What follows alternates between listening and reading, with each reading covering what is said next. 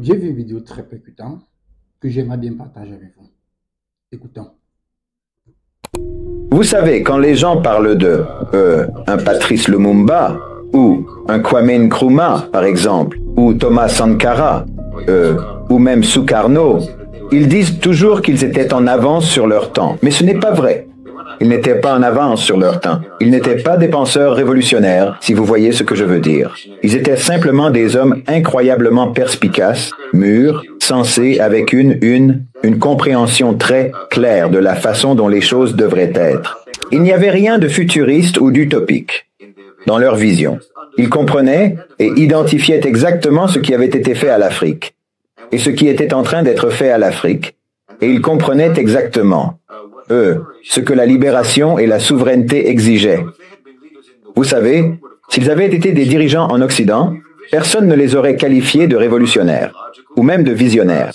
Ils auraient simplement été considérés comme des hommes logiques, sensés, rationnels, raisonnables, qui avaient une compréhension complexe. S'ils étaient des dirigeants en Occident, personne n'allait les considérer comme des visionnaires. Qu'est-ce que vous en pensez? Continuons à écouter. De l'économie et de la politique, et de l'équité fondamentale. Je ne dis pas cela pour les dénigrer, pas du tout. Je dis cela pour souligner la criminalité odieuse de la structure de pouvoir occidentale et comment elle a traité l'Afrique. Parce que si vous étiez un leader en Afrique dans les années 1950, 1960, 1970 ou 1980, et que vous aviez un esprit sain, un esprit rationnel, que vous compreniez la politique et l'économie, et que vous compreniez ce qui est nécessaire pour la souveraineté et l'équité, eh bien, cela faisait de vous un révolutionnaire, appelé à poursuivre l'équité de base, la souveraineté et l'indépendance pour un leader africain, dire des choses et faire des choses et mettre en œuvre des politiques qui avaient simplement du sens pour votre nation, constituait une rébellion. Non, ils n'étaient même pas en avance sur leur temps. Le temps refusait d'avancer. Le temps était retenu, surtout en Afrique.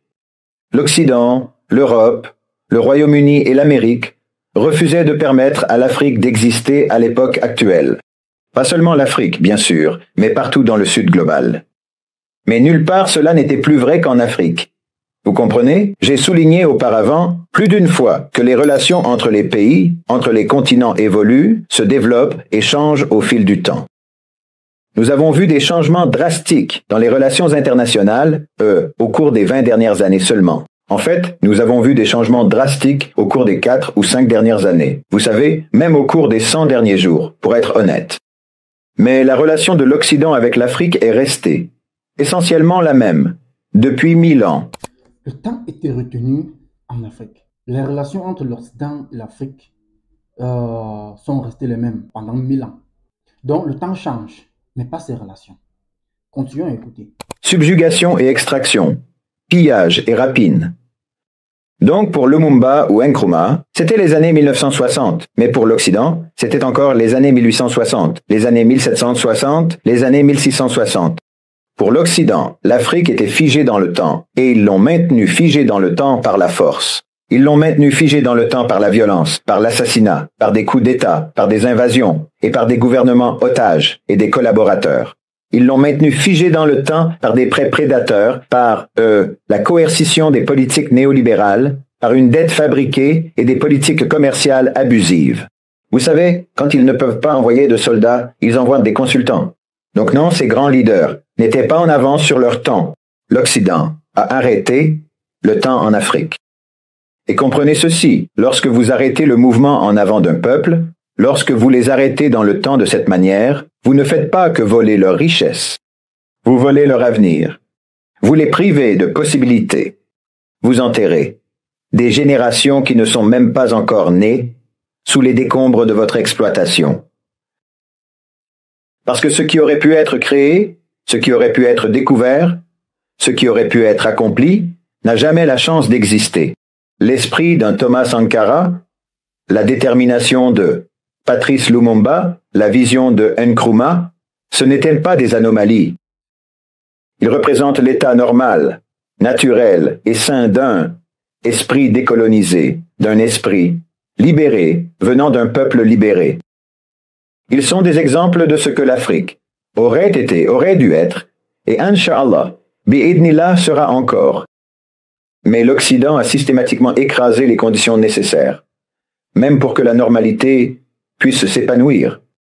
L'Occident a écrasé ces personnes qui avaient la volonté de libérer leur peuple.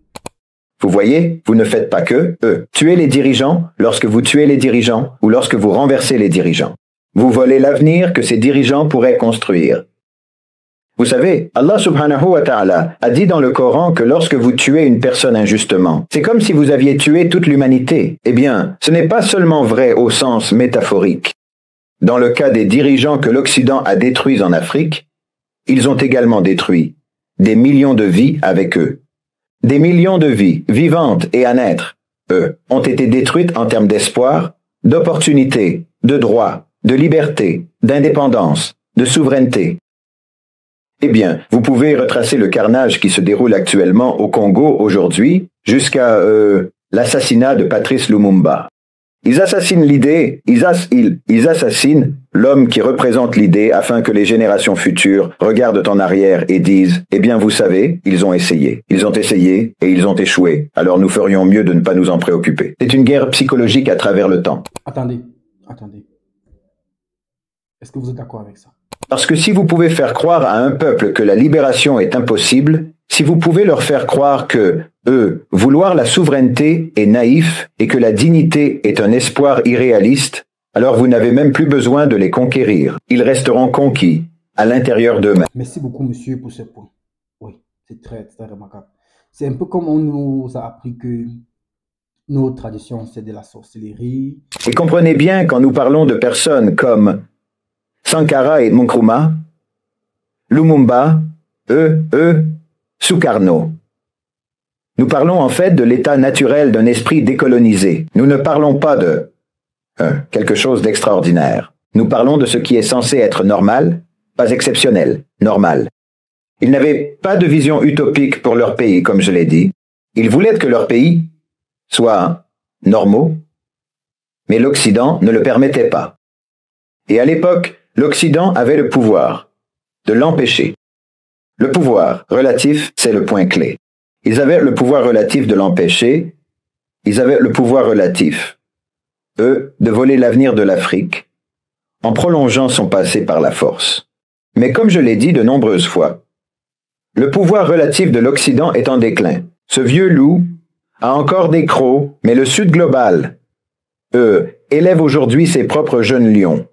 Il ravive l'esprit de Lumumba, Sankara et Nkrumah. Selon toi, il parlait de qui ici? On continue. Votre emprise sur l'Afrique est en train de s'ouvrir. Et oui, bien sûr, je parle d'Ibrahim Traoré, au Burkina Faso, et de tous les dirigeants des pays de l'Alliance du Sahel, évidemment, mais surtout d'Ibrahim Traoré. Vous savez, c'est souvent seulement avec le recul que nous reconnaissons l'ampleur d'une figure, qui change le cours de l'histoire, qui modifie le cours des événements dans le monde. En résumé, le monde se souviendra, Son Excellence, Monsieur le Capitaine Ibrahim Traoré. Mais si quelqu'un fait attention, vous pouvez tous voir qu'Ibrahim Traoré est clairement l'un des dirigeants les plus influents, non seulement en Afrique, non seulement dans le monde musulman, mais dans tout le Sud global, et en fait dans le monde entier. Vous savez, j'ai dit sur X l'autre jour qu'Ibrahim Traoré est le leader musulman le plus important au monde aujourd'hui, plus qu'Erdogan, plus que MBS, plus que quiconque, en raison de ce qu'il représente. Vous savez, bien sûr, j'avais beaucoup de faux panafricanistes dans ma section de commentaires, section de commentaires, qui se fâchaient parce que je faisais référence à Ibrahim Traoré en tant que leader musulman, car ils veulent seulement l'identifier exclusivement comme un leader noir ou exclusivement comme un leader africain. Ils ne veulent pas reconnaître le fait qu'il est musulman, parce que dans leur panafricanisme produit par la CIA, ils sont prêts à exclure 500 millions d'Africains d'Afrique. Ils sont tellement endoctrinés dans leur esprit par la CIA et par les services de renseignement qu'ils pensent qu'être africain et être musulman est une contradiction. Ils sont tombés dans les vieilles tactiques de diviser pour mieux régner des colonisateurs. Leurs cerveaux endoctrinés vont court-circuiter face au fait gênant que les leaders les plus admirés et les plus héroïques en Afrique aujourd'hui sont musulmans. Qu'en pensez-vous? Est-ce que ça vous dérange que son Excellence, Monsieur le capitaine Ibrahim Traoré, est un musulman et africain? Au Burkina Faso, au Niger, au Sénégal, même Naledi Pandor, en Afrique du Sud, est musulman, portant Israël devant la CIJ. Juste parce qu'Ibrahim Traoré ne porte pas sa religion ostensiblement. Et juste parce qu'il ne fait pas de signalement de taqwa, vous savez, tout le temps, comme certains soi-disant islamistes, vous pensez que nous ne pouvons pas le revendiquer comme faisant partie de notre Ummah. Nous n'avons pas le droit de dire qu'il est un leader musulman, mais il est un leader musulman. C'est un leader africain qui est musulman. Et je suis désolé de vous le dire. Mais encore une fois, le fait est que les meilleurs leaders que vous avez en Afrique aujourd'hui sont ceux qui sont musulmans. Vous pouvez vous énerver autant que vous voulez. Vous pouvez dire, pourquoi Chaïd doit-il parler de religion? Pourquoi devez-vous introduire la religion dans cela? Mais c'est juste une façon de manipuler. Le fait que vous ne voulez pas que la religion soit introduite dans cela. Vous voulez garder la religion en dehors de cela. Non. Ibrahim Traoré combat ces groupes djihadistes soutenus, formés et financés par l'Occident, parce qu'il est musulman. Personne n'a plus souffert de ces mercenaires que les musulmans. Souffert davantage de leur violence et souffert davantage de l'image déformée de l'islam propagée par leur violence. Maintenant, quand Ibrahim Traoré se lève contre ces psychopathes soutenus par les Français et les Ukrainiens, il défend les véritables valeurs islamiques, que cela vous plaise ou non. Du point de vue de la nation du milieu, de mon point de vue, à travers le prisme par lequel nous analysons la lutte pour la justice, la souveraineté et la dignité, l'émergence d'Ibrahim Traoré est tout simplement historique. Je veux dire, alhamdulillah, nous avons aujourd'hui de nombreux grands leaders musulmans dans le monde, malgré ce que tout le monde dit. Nous avons de grands leaders, beaucoup, mais à mon avis, Ibrahim Traoré est le plus important. Le Burkina Faso, la terre qu'ils appellent la terre des hommes intègres, a de nouveau produit un homme intègre, non seulement pour leur pays, non seulement pour l'Oumma, mais pour toute l'humanité. D'abord, ils nous ont donné Thomas Sankara, qui était catholique, mais sa vie a été éteinte. L'émergence du capitaine Ibrahim Traoré est historique. Mais attendez, ce monsieur a dit que, il a précisé que Thomas Sankara était chrétien et catholique, bien sûr. Mais pourquoi la religion du jeune capitaine Ibrahim Traoré dérange autant de personnes? Continuons à écouter. Avant qu'il ne puisse jamais atteindre pleinement. Avant qu'il ne puisse réaliser sa vision. Mais aujourd'hui, en Ibrahim Traoré, nous voyons cette vision ravivée et raffinée et alignée avec la conscience de l'islam. Nous n'avons aucune hésitation à reconnaître Thomas Sankara. Nous sommes fiers de quiconque, quelle que soit sa foi, qui défend la justice.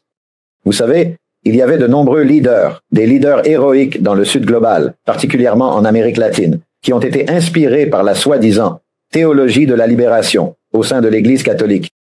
Même si leur propre Église les détestait pour cela, nous les saluons. Vous savez, même ceux sans foi, qui luttent sincèrement pour les droits de leur peuple, nous les saluons. Cela fait partie de notre foi, cela fait partie de notre religion, d'apprécier ceux qui défendent sincèrement la justice, même si nous savons que leur vision ne sera jamais complète sans l'islam. Donc si vous voulez être fier d'Ibrahim Traoré, juste à cause de la couleur de sa peau, allez-y. Si vous voulez être fier de lui à cause de son pays ou de son continent d'origine, allez-y. Mais nous sommes fiers de lui à cause de sa croyance. Il est notre frère dans la foi. Nous sommes fiers de lui à cause de sa foi.